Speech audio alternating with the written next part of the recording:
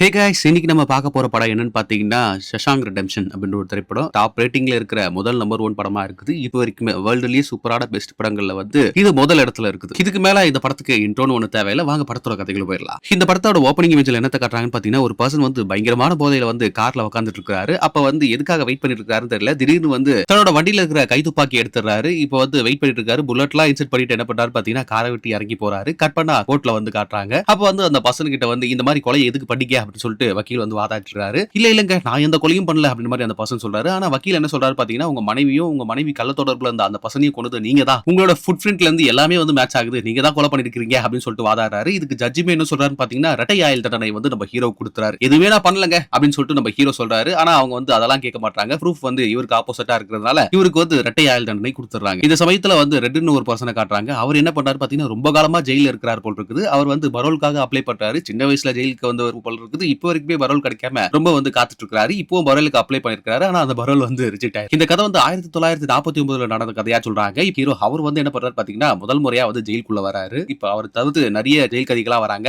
அங்க இருக்கிற வார்டன் என்ன சொல்றாரு பாத்தீங்கன்னா, எனக்கு டிசிப்ளின், பைபிள் இது ரெண்டு தான் முக்கியம். அது இருந்துச்சுன்னா நீங்க வந்து இங்க பொழைச்சிக்கலாம். இல்லனா ரொம்ப கஷ்டம் அப்படின்னு சொல்லிட்டு வார்டன் வந்து பயமுறுத்தி அனுப்புறாரு. அதுக்கப்புறம் என்ன ஆகுதுன்னு பாத்தீங்கன்னா, அவங்கள வந்து குளிக்கலாம் வச்சு பவுடர்லாம் பூசி அமிச்சு ஜெயிலுக்குள்ள வந்து அமிச்சு விடுறாங்க. ஜெயில எப்பவுமே முதல் நாள் ராத்திரி வந்து ரொம்ப கொடூரமா இருக்கும். வாழ்க்கையே இருந்து போற மாதிரி இருக்கும். அதனால வந்து எல்லாருமே போற ஜெயில் கைதிகள் எல்லாருமே அழுதுருவாங்க. அதனால நம்ம ரெட் என்ன பண்ணிருப்பாரு பாத்தீங்கன்னா, அந்த கருப்பா இருக்காரு பாத்தீங்களா, அவர் வந்து பெட் கட்டிருப்பாரு சிகரெட். இவரு நம்ம ஹீரோ வந்து தேம்பி தேம்பி அழ போறான் பாருங்களா இன்னைக்கு நைட்டு அப்படின்ற மாதிரி சொல்லி பெட் கட்டிருப்பாரு. ஆனா நடக்கிறது என்னமோ வேற ஒரு குண்டா இருக்கிற பர்சன் வந்து தேம்பி தேம்பி அழவான். இதனால வந்து ரெட் தோத்துருவாரு. நம்ம ஹீரோ வந்து அழுவாமையே இருப்பாரு. இப்ப அடுத்த நாள் வந்து நம்ம ஹீரோ வந்து சாப்பிடுறதுக்காக வந்திருப்பாரு. அதுல வந்து ஒரு புழு இருக்கும் போல் இருக்குது. அதை எடுத்து பாத்துட்டு இருப்பாரு. அந்த சமயத்துல ஒரு வயசான தாத்தா வந்து நீங்க ஆட்சி பண்ணியா எடுத்துக்கலன்னா அதை எனக்கு கொடுக்க முடியுமா அப்படின்போது என்ன மனுஷன் சாப்பிடுவார் போல் இருக்குது அப்படின்னு நம்ம யோசிக்க தோணும். ஆனா வந்து அவர் வந்து ஒரு சின்ன பறவை வளர்த்திருப்பாரு. அதுக்கு கொடுக்கறதுக்காக அதை வந்து கேட்டிருக்கிறார் போல் இருக்குது. இந்த ஒரு சீனு போதும் படம் வந்து எவ்வளவு சூப்பரான ஒரு விஷுவல் ஸ்டோரி டெல்லிங்ன்றது வந்து தெரியும் உங்களுக்கு. அப்படியே நாள் போயிட்டு இருக்குது. இதே சமயத்துல வந்து என்ன ஆகுதுன்னு பாத்தீங்கன்னா, ஹீரோ ஒம்பளுக்குறதுக்குனே ஒருத்தன் வருவான். அவன் வந்து கொஞ்சம் ஹீரோ மேல வந்து ஆக்ரோஷமா இருக்கிறான் போல் இருக்குது. அவன் வந்து தொல்லையும் வந்து நம்ம ஹீரோ தாங்கிட்டு எப்படியே வாழ்க்கையை வாழ்ந்தாகணுமே அப்படின்னு சொல்லிட்டு அந்த ஜெயில வந்து சர்வே பண்ண ஆரம்பிச்சிட்டு இருக்காரு. இந்த சமயத்துல என்ன ஆகுதுன்னு பாத்தீங்கன்னா, நம்ம ரெட் இருக்காரு பாத்தீங்களா, அவருக்கு வந்து எல்லாருமே வந்து கொஞ்சம் தோஸ்து மாதிரி அந்த போலீஸ் ஆபீசர்ல இருந்து அந்த இடம் இருந்து ரொம்ப வருஷமா அவர் இருக்கிறதுனால அவருக்கு எல்லாருக்குமே ஒரு மரியாதை கொடுப்பாங்க. அதனால என்ன பண்றாரு பாத்தீங்கன்னா, நம்ம ஹீரோ வந்து ஸ்ட்ரைட்டா ரெட் கிட்ட போய் பேசுறாரு. இங்க பாருங்க, நான் உண்மையிலேயே ஒரு இன்னசென்ட், நான் வந்து அந்த கொலையை பண்ணல அப்படின்னு சொல்லும்போது நம்ம ரெட் சொல்றாரு, எங்க இருக்கிற எல்லாருமே அததான் சொல்லுவானுங்க. எதிர்க்க பாரு, டேய் நீ ஏதாவது பண்ணியாடா தப்பு அப்படின்னும் போது இல்ல லாயர் தான் எனக்கு இந்த மாதிரி ஒரு சென்டென்ஸ் வாங்கி கொடுத்துட்டா அப்படின்னு சொல்லிட்டு அவர் சொல்றாரு. பாத்தியா எல்லாருமே இப்படிதான் ஒரு கதை வச்சிருக்காருங்க, என்ன வேணும் உனக்கு சொல்லணும் போது எனக்கு வந்து ஒரு சின்ன சுத்தியல் வேணும் அப்படின்ற மாதிரி நம்ம ஹீரோ கேட்கிறாரு. நம்ம ரெட்டுக்குமே இவரை பார்த்ததுல இருந்தே ஏதோ ஒரு ஈர்ப்பு. அதனால என்ன பண்றாரு பாத்தீங்கன்னா, அவருமே வந்து சரி ஓகேயா உனக்கு அதுதானே வேணும், ஹாம்பர் தானே கேட்கிற, சின்ன ராக் ஹாம்பர் அதை நான் கொடுக்குறேன் அப்படின்னு சொல்லிட்டு அவருமே சொல்லிடுறாரு. ரெட் வந்து தன்னோட இன்ஃபுளுன்ஸ் யூஸ் பண்ணி அந்த சுத்தியில வந்து வாங்கிறாரு. அப்ப வந்து அந்த சுத்தியில பார்த்துட்டு நினைக்கிறாரு,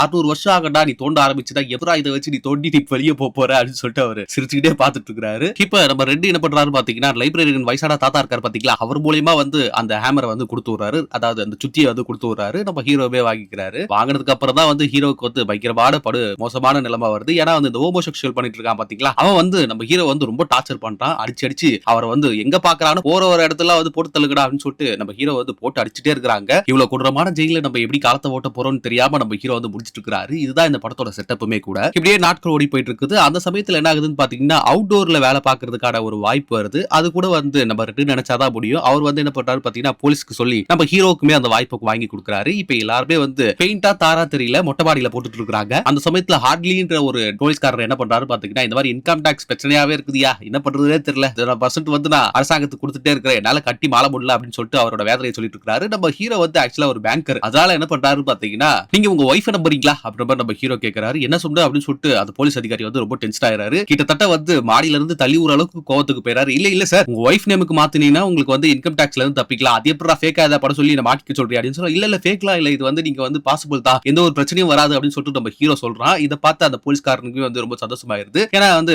டாக்ஸ் ஃப்ரீயா ஆச்சுன்னா அவனுக்கு வந்து சந்தோஷம் தானே. இப்ப நம்ம ஹீரோ இதை பண்றதுக்காக என்ன சொல்றாருன்னு பாத்தீங்கன்னா, இந்த விஷயத்த சொன்னார் இல்லையா, அதனால வந்து எங்க ஃப்ரெண்ட்ஸ்க்குலாம் வந்து நீங்க வந்து சின்னதா பீர் பாட்டில் கொடுத்தீங்க நல்லா இருக்கும் அப்படின்னு சொல்லிட்டு அங்க இருக்கிற எல்லாருக்குமே பீரை வாங்கி கொடுக்குறாரு. அவங்க எல்லாருமே வாழ்க்கையிலேயே ரொம்ப வருஷத்துக்கு அப்புறம் வந்து இப்பதான் பீரை தொடுறாங்க. அதனால வந்து ரொம்ப சந்தோஷப்படுறாங்க. நம்ம ஹீரோ வந்து ஒரு ஏச்சல் மாதிரி அந்த கைதிகள் எல்லாம் பார்த்துட்டு இருக்காங்க. அந்த கைதிகள் இருக்க ஒருத்த வந்து ஒரு பீரை தந்து இந்தா நீ குடி அப்படின்னு சொல்லும்போது இல்ல நீங்க குடிங்க அப்படின்னு சொல்லிட்டு நம்ம ஹீரோ வந்து ரொம்ப தன்மையா பேசுறாரு. நம்ம ஹீரோ வந்து கைதி எல்லாருக்குமே ரொம்ப பிடிச்சு போயிருது. இப்படியே நாட்கள் ஓடுது. நம்ம ஹேண்டியுமே வந்து வாழ்க்கையை வாழ்றதுக்கு ஆரம்பிக்கிறாரு. அதாவது இங்க பழகிக்க ஆரம்பிக்கிறாரு. அந்த சமயத்துல என்ன ஆகுதுன்னு பார்த்தா, அந்த ஹோமோசெக்சுவல் பண்ணிட்டு இருக்கான் பாத்தீங்களா, அவன் வந்து ரொம்ப டார்ச்சர் பண்ணி அவர் அடி அடின்னு அடிக்கிறான். இந்த விஷயத்தை வந்து நம்ம போலீஸ்காரர் வந்து தெரிஞ்சிடார் பொழுது, அதாவது வந்து நம்ம ஹேண்டி வந்து ஹீரோ ஹெல்ப் பண்ணார் பாத்தீங்களா ஒரு போலீஸ்க்கு, அந்த போலீஸ்க்கு தெரிஞ்சிடும். அவர் வந்து என்ன பண்ணாரு பாத்தீங்கன்னா இந்த ஹோமோசெக்சுவல் பர்சனை வந்து அடி அடிச்சு வெளுத்து விட்டுறாரு. இதுக்கப்புறம் அவன் பக்கமே போக கூடாதா அப்படின்னு சொல்லிட்டு அவரை வந்து வான் பண்ணிடுறாரு. இதுக்கப்புறம் அவனுமே வந்து என்ன பண்றான்னு பாத்தீங்கன்னா நம்ம ஹீரோ பக்கமே வரமாட்டான். இப்ப இவங்க எல்லாம் இந்த ஹீரோ டீம்லாம் இருக்குது பாத்தீங்களா, அவங்க எல்லாம் என்ன பண்றாங்கன்னு பாத்தீங்கன்னா அதாவது ஜெயில தாண்டி வெளியே போய் வேலை செய்யலாம் அப்படின்ற மாதிரியான ஒரு ரூல் இருக்குது. அதுக்கு வந்து இவங்க மட்டும் பர்மிஷன் இவங்களுக்கு மட்டும் கொடுத்துருக்காங்க போல. இப்ப வெளியெல்லாம் போய் இவங்க வேலை செய்யறாங்க. நம்ம ஹீரோ வந்து ரெட் கிட்ட ஒரு போஸ்டர் கேட்டிருப்பாரு. இப்ப அந்த போஸ்டரவே வந்து நம்ம ஹீரோ வாங்கி வச்சிருப்பாரு. அதாவது செவுத்துல ஒட்டி வச்சிருப்பாரு. இந்த சமயத்துல வந்து இந்த வார்டன் இருக்காரு பாத்தீங்களா, அவர் இன்ஸ்பெக்ஷன் வந்திருப்பார் போல இருக்குது. இப்ப நம்ம ஹீரோ ரூமுக்கு தான் வராரு. வந்து என்ன பண்றாரு பாத்தீங்கன்னா ஃபுல்லா சுத்தி பத்தி தேடி பாக்குறாரு. எந்த ஒரு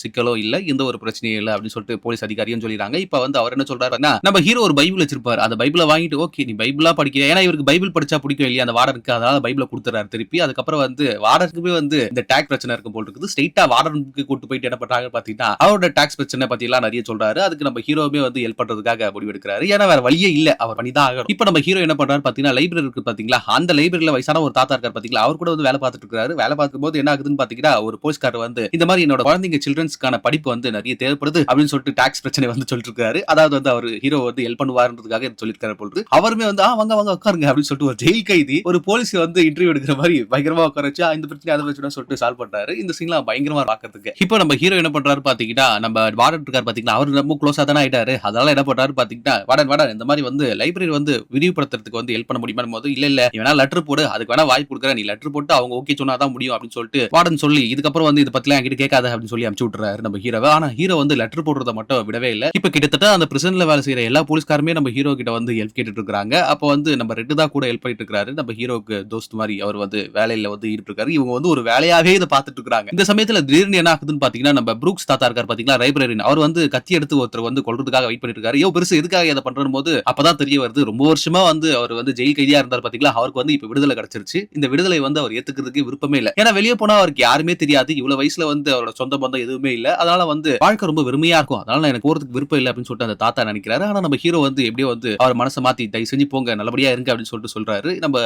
அவர் வெளியே வந்ததுமே வயசானவர், அது மட்டும் இல்லாம ரொம்ப வருஷமா வந்து ஜெயில இருந்ததால இந்த சிறைத்துறை இருக்குது பாத்தீங்களா, அதுவே வந்து ஒரு சின்னதா ஒரு ரூம் கொடுத்து அது மட்டும் இல்லாம வந்து ஒரு வேலையும் போட்டு கொடுக்கும். அவர் வந்து ஒரு சூப்பர் மார்க்கெட்ல வந்து வேலையை பாக்குறாரு. அங்க இருக்கிற எல்லாருமே ரொம்ப அன்பா இருக்கிறாங்க. ஆனா அவருக்கு வந்து ஒரு விரக்தி, என்னடா இது வாழ்க்கை, ஏன்னா இவ்வளவு காலமா வந்து அவர் லைப்ரரினா வந்து அந்த ஜெயில் உள்ளே இருந்ததுனால இவருக்கு இந்த வாழ்க்கை வந்து ரொம்ப புதுசா இருக்குது. கத்தி எடுத்து மேனேஜரை கொடுத்துட்டு திரும்பி ஜெயிலுக்கு போயிடலாமா அப்படின்ற மாதிரி அவர் யோசிக்கிறாரு. கிட்டத்தட்ட வந்து அவர் வாழ்க்கை வந்து இதுக்கு மேல நம்ம இங்க இருந்தா போர் அடிக்கும், அதனால நம்ம இந்த ஊரை விட்டு நம்ம போயிருவோம் அப்படின்னு சொல்லிட்டு துணிமணியெல்லாம் எடுத்து வச்சுட்டு என்ன பண்றாருன்னு பாத்தீங்கன்னா டேபிள் மேல ஏறி ப்ரூக்ஸ் ஹியர் அப்படின்னு சொல்லிட்டு எழுதி வச்சுட்டு என்ன பண்றாரு பாத்தீங்கன்னா தூக்குல தொங்கிறாரு. நான் கூட அவர் வேற ஊருக்கு போயிடுவார் போல் இருக்குது அப்படின்னு மாதிரி நான் நினைச்சேன். பாரு அவர் வந்து தூக்குல தொங்கிறாரு. ஏன்னா அந்த வாழ்க்கை வந்து அவருக்கு வாழ பிடிக்கல. இதுக்கப்புறம் வந்து இந்த நியூஸ் வந்து நம்ம ஃப்ரெண்ட்ஸுக்கு அதாவது ஹீரோவுக்கு ரெட்டுக்குலாம் தெரிய வருது. அவங்களும் ரொம்ப வருத்தப்படுறாங்க. இதுதான் அந்த படத்தோட பி ஸ்டோரியுமே கூட. இப்ப நம்ம ஹேண்டிக்கு தான் எல்லாருமே பழக்கமாயிட்டாங்களே, அதனால வந்து ஒரு போலீஸ்காரர் என்ன சொல்றாருன்னு பாத்தீங்கன்னா நீ இரு பாத்ரூம் போயிட்டு வந்துரு அப்படின்னு சொல்லிட்டு என்ன பண்றாரு பாத்தீங்கன்னா பாத்ரூமுக்கு போயிறாரு. இப்ப ஹேண்டி வந்து ஒரு மியூசிக்கை கேட்கிறாரு. அதை கேட்டதுமே அவருக்கு வந்து மெய் மறந்து போயிடுறாரு. இப்ப இந்த மியூசிக் வந்து நம்ம போலீஸ்காரமே வந்து பாத்ரூம்ல இருந்து ஆண்டி நீ இதை கேட்கறியா அப்படின்னு போது நம்ம ஹீரோக்கு ஒரு ஐடியா வருது. மைக் என்ன பண்றாருன்னு பாத்தீங்கன்னா பக்கத்துல வச்சு இன்ஸ்ட்ரக்ஷன் கொடுக்குற இடம் போல் இருக்குது,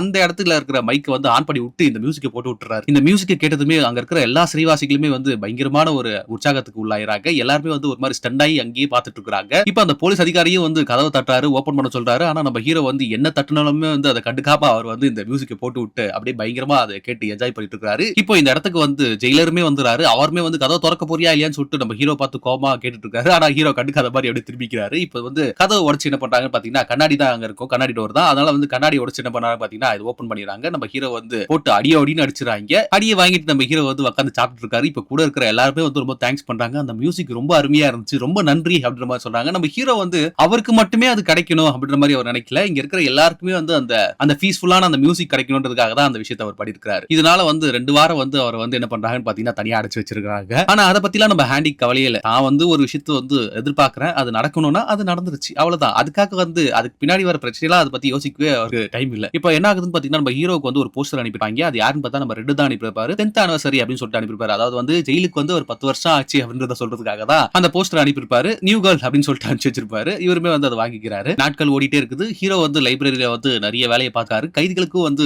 ஒரு வாழ்க்கையில ஏதாவது ஒரு நம்பிக்கை கொடுக்கிற விதமா வந்து அவர் புக்ஸ் எல்லாம் நிறைய எல்லாருமே வந்து ரொம்ப என்கரேஜ் பண்றாரு. நம்ம ஹீரோ வந்து லெட்டர் போட்டு அந்த லைப்ரரி விரிவுபடுத்துறதுக்காக நிறைய முயற்சி இருக்கிறாரு பாத்தீங்களா. ஸ்டார்டிங்ல வந்து ஸ்டைஃபன் கொடுத்திருப்பாங்க. இதெல்லாம் வந்து அவருக்கு போதாதுன்றதுனால தொடர்ந்து லெட்டர் போடுறதுனால என்ன பண்றாங்கன்னு பாத்தீங்கன்னா அவர் கேட்டது என்னமோ அதை செஞ்சு கொடுத்துறாங்க. இப்போ ப்ரூக்ஸ் லைப்ரரி, அதாவது அந்த தாத்தா செத்து போனார் பாத்தீங்களா, அவரோட மெமரியா இருக்கிற மாதிரி அவங்க ஒரு லைப்ரரியை வந்து இவங்க உருவாக்கி அந்த லைப்ரரியில வந்து நிறைய புக்ஸ்லாம் இருக்கு. அதாவது சிறையிலேயே வந்து சிறந்த லைப்ரரி இருக்கிற இடம்னா அது இதுதான் அப்படின்ற அளவுக்கு வந்து பெயரை பெறாங்க. அந்த அளவுக்கு நம்ம ஹீரோ வந்து நிறைய வேலை பாக்குறாங்க. இதே சமயத்துல இந்த வார்டன் இருக்கான் பாத்தீங்களா, அவன் என்ன பண்றான்னு பாத்தீங்கன்னா இந்த சிறை கைதிகள் எல்லாம் வந்து வெளியே கூட்டிட்டு போய், அதாவது சிறைக்கு அப்பாற்பட்டு வெளியே இருக்கிற இடத்துக்கு எல்லாம் போயிட்டு வேலை செய்ய வச்சுட்டு அதுல வந்து கொள்ள காசை வந்து அடிக்கிறான். அதாவது வந்து கவர்மெண்ட்டுக்கே தெரியாம இந்த சிறை கைதிகளை வச்சு அவன் சம்பாதிக்கிறான். இந்த சமயத்துல இந்த பிரிசனுக்கு வந்து ஒரு புது கைதி வரான், டாமின்னு பேரு. அந்த பையன் என்ன பண்றான்னு பாத்தீங்கன்னா ரொம்ப கொஞ்சம் அடமெண்டா இருக்கிறான், கொஞ்சம் கெத்தா காட்டுறான். ஆனா வந்து நம்ம ஹீரோவுக்கு வந்து புரியுது, நீ படிப்பு கொஞ்சம் ஆர்வம் காட்டும் போது அவருமே வந்து எக்ஸாமுக்கு வந்து அட்டன் பண்றான். அந்த எக்ஸாம் வந்து எழுதிட்டே இருக்கும்போது பாதியிலே வந்து தூக்கி போட்டு போயிடறான். எனக்கு இதெல்லாம் வராதியா, ஏன் எனக்கு கொடுமைப்படுத்துறீங்க அப்படின்னு சொல்லிட்டு அவன் அங்க இருந்து போயிடறான். ஆனா நம்ம ஹீரோ இருக்கார் பாத்தீங்களா, அவர் என்ன பண்றாரு பாத்தீங்கன்னா, அவன் எழுதி தூக்கி போட்டான் பாத்தீங்களா குப்பை தொட்டியில, அந்த பேப்பர் எடுத்துட்டு போயிட்டு ரிசல்ட்டுக்கு கொடுத்து விட்டுறாரு. இந்த சமயத்துல இந்த டாமி இருக்கான் பாத்தீங்களா, அவன் வந்து ஒரு கதையை சொல்றான். அதாவது வந்து நான் வந்து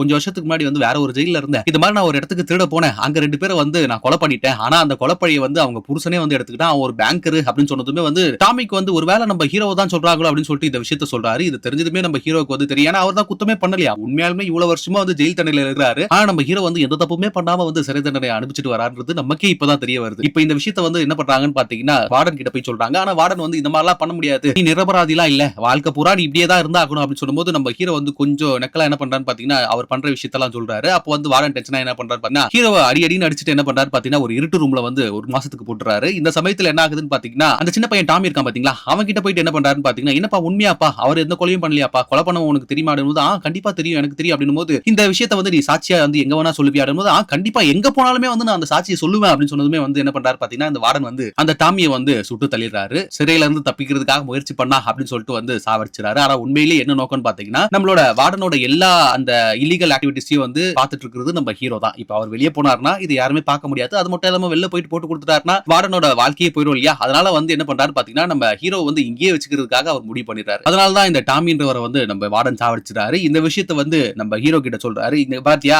அவன் வந்து உனக்காக ஹெல்ப் பண்றானா, ஆனா வந்து அவனையே சாவடிச்சிட்டேன். ஏன்னா வந்து இங்க இருந்து நீ போறதுக்கு வழியே இல்ல, நீ வந்து பாத்து இருந்துக்க, நான் சொல்றதை செஞ்சுட்டு நீ வந்து இங்க இருந்தினா உனக்கு நல்லது அப்படின்னு சொல்லிட்டு வார்டன் வந்து வார்ன் பண்ணிட்டு போயிறாரு. நம்ம ஹீரோக்கு வந்து பயங்கர விரக்தி. இதே சமயத்துல என்ன ஆகுதுன்னு பாத்தீங்கன்னா அந்த பையன் முன்னாடி வந்து ஒரு எக்ஸாம் எழுதிருப்பான் பாத்தீங்களா, அந்த எக்ஸாமோட ரிசல்ட் வருது, அந்த பையன் பாஸ் ஆயிருப்பான். இதை பார்த்த உடனே ஏன்னா வந்து ஆண்டிக்கு வந்து தன்னோட பையன் மாதிரி தான் அவர் அந்த டாமியை வந்து பாத்துப்பாரு. இதை பார்த்ததுமே அவருக்கு வந்து எமோஷனலா ரொம்ப ஃபீல் ஆயிருது. என்னடா இது அந்த பையன் வந்து நமக்காக ஹெல்ப் பண்ணி இப்படி செத்து போயிட்டானே அப்படின்னு சொல்லிட்டு அவருக்கு வந்து விரக்தி வந்துருச்சு. இதுக்கப்புறம் வாழ்க்கையை வாழணுமா அப்படின்ற மாதிரியான ஒரு சோகமான ஒரு மனநிலைக்கு வந்துடுறாரு. இந்த சமயத்துல வந்து நம்ம ரெட் இருக்கார் பாத்தீங்களா, அவர்கிட்ட வந்து தன்னோட விஷன் எல்லாம் சொல்லிட்டு இருக்காரு. இந்த மாதிரி வந்து ஒரு தீவுல வந்து நான் ரொம்ப நிம்மதியான ஒரு வாழ்க்கையை வாழணும்னு ஆசைப்படுறேன் அப்படின்னு சொல்லிட்டு இருக்காரு. ரெட்டுக்கு வந்து புரிஞ்சிருச்சு, ஆஹா மனுஷன் சாகிறதுக்கு ட்ரை பண்ண போறா போல இருக்குது. நம்ம ரெட்டுமே வந்து ரொம்ப கன்வின்ஸ் பண்ணி பாக்குறாரு. ஆனா வந்து நம்ம ஹீரோவால வந்து அந்த துக்கத்துல இருந்து வெளியவே வர முடியல. அன்னைக்கு ராத்திரி நம்ம ரெட்டால தூங்கவே முடியல. ஆஹா காலையில விடுஞ்சிச்சுன்னா கண்டிப்பா நம்ம ஆண்டி வந்து செத்துருவானோ, அதாவது தூக்குல தொங்கிடுவானோ, இல்ல ஏதாவது சூசைட் பண்ணிப்பாடோ அப்படின்னு சொல்லிட்டு நம்ம ரெட்டுக்கு வந்து நிறைய குழப்பமான மனநிலை ஓடிட்டு இருக்குது. அந்த பொழுது வந்து கடந்து போறதுக்கு ரெட்டால முடியவே முடியல. அந்த அளவுக்கு வந்து ரொம்ப கஷ்டப்படுறாரு. ஏன்னா ஆண்டிக்கு என்ன ஆகுமோ அப்படின்ற மாதிரியான மனநிலை அவருக்கும் இருக்குது. இதுதான் இந்த படத்தோட ஆலிஸ் லாஸ்டும் கூட. ஏன்னா வந்து ஆண்டி இதுக்கப்புறம் வந்து உயிரோட வருவாரா வாட்டாரா அப்படின்ற மாதிரி நம்ம நினைச்சிட்டு இருக்கோம். அதுக்கேற்ற மாதிரி வந்து சிறை அதிகாரிகள் வந்து ஜெயில வந்து கதவுகளை திறந்து விடுறாங்க.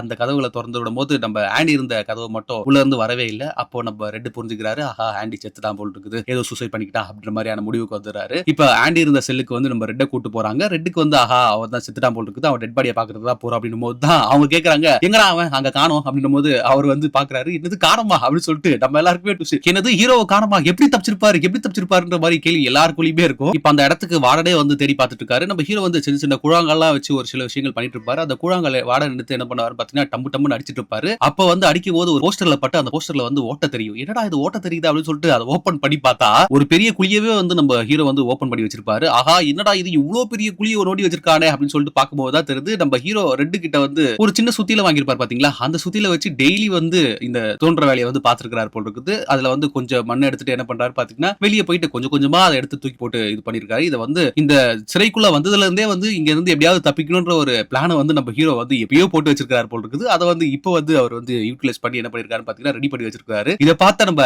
ரெட்டுக்குமே ஷாக்கு, 600 வருஷம் ஆக வேண்டிய ஒரு வேலையை இவ்வளவு சீக்கிரமா வந்து முடிச்சு வச்சிட்டானே அப்படின்னு சொல்லிட்டு அவர் ஆச்சரியப்படுறாரு. இப்போ வார்டன் அந்த பைபிளை ஓபன் பண்ணி பார்த்தா அந்த சுத்தியில வைக்கிறதுக்காக அந்த பேப்பர் எல்லாம் கிழிச்சு நம்ம ஹீரோ வந்து ஒரு செட் பண்ணி வச்சிருக்காரு சேஃப்டியா அந்த சுத்தியை வைக்கிறதுக்காக. இது அவருக்கு வந்து ரொம்ப டென்ஷன் ஆயிருது. இப்போ நம்ம ஹீரோ எப்படி தப்பிச்சிருப்பாருன்னு பாத்தீங்கன்னா அவருக்கு தேவையான அந்த திங்ஸ் எல்லாம் இருக்குது பாத்தீங்களா, அதை வந்து காலில் கட்டிக்கிட்டு என்ன பண்றாரு பாத்தீங்கன்னா இந்த குழி வழியா கீழே இறங்கிறாரு. அதுக்கப்புறம் இடி சத்தம் கேட்கும் போது அந்த டனல் மாதிரி ஒண்ணு இருக்கும், அந்த டனல்ல வந்து டம்மு டம்முன்னு அடிச்சு ஒரு சின்னதா ஒரு ஆள் போகிற அளவுக்கு வந்து ஒரு ஓட்டையை ரெடி பண்ணி என்ன பண்றாரு பாத்தீங்கன்னா 3 ஃபுட்பால் கிரவுண்ட் தாண்டி அளவு போற அளவுக்கு வந்து தூரம், அந்த தூரத்தை வந்து தவழ்ந்தே நம்ம ஹீரோ என்ன பண்றாரு பாத்தீங்கன்னா அந்த இடத்த வந்து கடந்து போயிடுறாரு. கடந்து போனதுக்கு அப்புறம் வந்து பயங்கரமான மழை பெய்யுது. இப்ப ட்ரெஸ் எல்லாம் கழட்டிட்டு நம்ம ஹீரோ வந்து வானத்தை பார்த்து கையை நீட்டி ஒரு சீனை போடுவாரு பாருங்க. ஐயோ தப்பிச்சதுக்கு அப்புறம் இந்த சீன்லாம் பயங்கர பிளாஸ்டா இருக்கும். தியேட்டர் எல்லாம் பார்த்திருந்தீங்கன்னா பயங்கரமா விசில் சத்தம் பறந்திருக்கும். அந்த மாதிரி இருக்கும் இந்த சீன். இதுதான் இந்த படத்தோட பிரேக் இன்டு இதுவும் கூட. நம்ம ஹீரோ என்ன பண்ணிருப்பான்னு பாத்தீங்கன்னா, வார்டன் வாங்குற இந்த அன்அபிஷியலான காசுலாம் இருக்குது பாத்தீங்களா, அதுக்கு வந்து தனியா ஒரு அக்கவுண்ட் ஓபன் பண்ணி அந்த அக்கவுண்ட்ல தான் வந்து எல்லாத்தையுமே வந்து போட்டு மெயின்டைன் பண்ணிருப்பாரு. அது மட்டும் இல்லாம வார்டன் வாங்கின அந்த இல்லீகலா எவ்வளவு பணம் வாங்கியிருக்காரு, எங்க வாங்கியிருக்காரு, யார்கிட்ட வாங்கியிருக்காருன்ற எல்லா நோட்ஸுமே வந்து நம்ம ஹீரோ வந்து வச்சிருப்பாரு. ஆக்சுவலா வந்து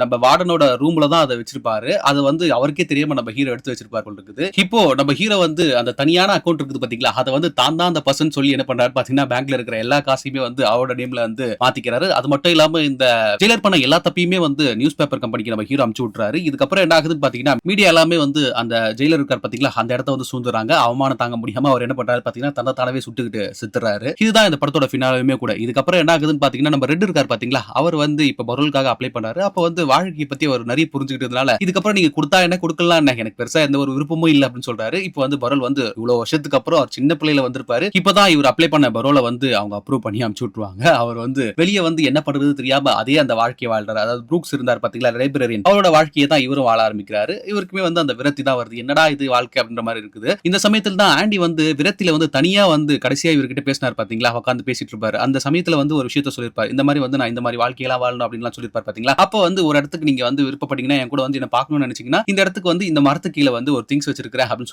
சொல்லிருப்பாரு. இப்போ நம்ம ரெட்டுக்குமே வந்து அது ஞாபகம் வந்து என்ன பண்றாரு பாத்தீங்கன்னா, அந்த திங்ஸ் இருக்குதான்னு போயிட்டு பாக்குறாரு. கரெக்டா வந்து கொஞ்சம் காசும் ஒரு லெட்டரும் இருக்கும். அந்த லெட்டர்ல வந்து இந்த மாதிரி நான் ஒரு இடத்துல இருக்கிறேன், நீங்க என்ன பார்க்க வரலாம் ரெட் அப்படின்ற மாதிரி நம்ம ஆண்டி வந்து எழுதி வச்சிருக்காரு. அதாவது வந்து நான் இந்த ஒரு தீவுல ஒரு பழைய போட்டை வந்து செகண்ட் ஹேண்டுக்கு வாங்கி அதை ரிப்பேர் பண்ணி ஒரு ஜாலியான வாழ்க்கையை வாழ போறேன், முடிஞ்சா நீங்க என்ன வந்து பாருங்க அப்படின்னு சொல்லிட்டு நம்ம ஆண்டி வந்து எழுதி வச்சிருப்பாரு. அந்த லெட்டர் பார்த்ததுமே நம்ம ரெட்டுக்கு வந்து பயங்கர நம்பிக்கை வந்துருது. ஏன்னா வந்து வாழ்க்கையில நமக்கு யாருமே இல்ல அப்படின்ற மாதிரி தான் நம்ம ரெட்டுமே நினைப்பாரு. இப்ப நமக்காக ஒரு ஃப்ரெண்ட் இருக்கான் அப்படின்னு சொல்லிட்டு அவர் சொன்ன இடத்துக்கு வந்து போய் பாக்குறாரு. பார்த்தா நம்ம ஹீரோ வந்து பயங்கர ஸ்டைலிஷா வந்து ட்ரெஸ் எல்லாம் போட்டு வந்து அந்த போட்டை ரெடி பண்ணிட்டு இருக்காரு. இதை பார்த்ததுமே நம்ம ரெட்டுக்கு வந்து பயங்கர எமோஷனல் ஆயிருது. கட்டி பிடிச்சிக்கிறாங்க ரெண்டு பேருமே வந்து. ஏன்னா ஃப்ரெண்ட்ஸ் ஒரு ரெண்டு பேருமே இருக்காங்க. இதுக்கப்புறம் வந்து ஒருத்தருக்கு ஒருத்தர் வந்து அன்பா இருந்துக்கலாம், வாழ்ந்துக்கலாம் அப்படின்றத வந்து அவங்க முடிவு பண்றாங்க. நம்ம பரோல்லாம் இதை பத்தி யோசிக்க தேவையில்ல. அப்புறம் வந்து நம்ம வந்து இந்த தீவுலயே வாழ்ந்தலாம் அப்படின்னு சொல்லிட்டு ரெண்டுமே யோசிக்கிறார் போல இருக்குது. இப்போ நிம்மதியான ஒரு வாழ்க்கையை இவங்க ரெண்டு பேருமே வாழ போறாங்க அப்படின்னு சொல்லிட்டு ஒரு குட் நோட்டோட இந்த படத்தை வந்து முடிச்சிருக்காங்க. இந்த படம் வந்து ஏன் வந்து இவ்வளவு ரேட்டிங்ல வந்து நம்பர் 1 இருக்குதுன்னா, அது வந்து உண்மையிலேயே இந்த ஸ்கிரீன் பிளே தான். ஆக்சுவலா இந்த படம் வந்து ஒரு ஷார்ட் நாவலை வந்து பேஸ் பண்ணி தான் எடுத்து வச்சிருக்காங்க. உண்மையிலேயே வந்து தரமான படங்க. இந்த படம் சேவ் த கேட் வெர்ஷன்ல என்ன ஜானர்ல வந்து பாத்தீங்கன்னா, இன்ஸ்டிடியூஷனலைஸ்ட் அப்படின்ற ஒரு ஜானர்ல தான் வருது. இந்த படம் கண்டிப்பா உங்களுக்கு பிடிக்கும்னு நினைக்கிறேன். இந்த படத்துக்கு என்னோட ரேட்டிங் பாத்தீங்கன்னா 10 out of 10 தான். இந்த வீடியோ உங்களுக்கு பிடிச்சிருந்தா உங்க ஃப்ரெண்ட்ஸ் அண்ட் ஃபேமிலிக்கு ஷேர் பண்ணுங்க, சப்ஸ்கிரைப் பண்ணி விடுங்க. வேற ஒரு நல்ல வீடியோல சந்திக்கிறேன். அதுவரை உங்களிடம் விடைபெறுவது நான் உங்கள் பரத் வாசன்.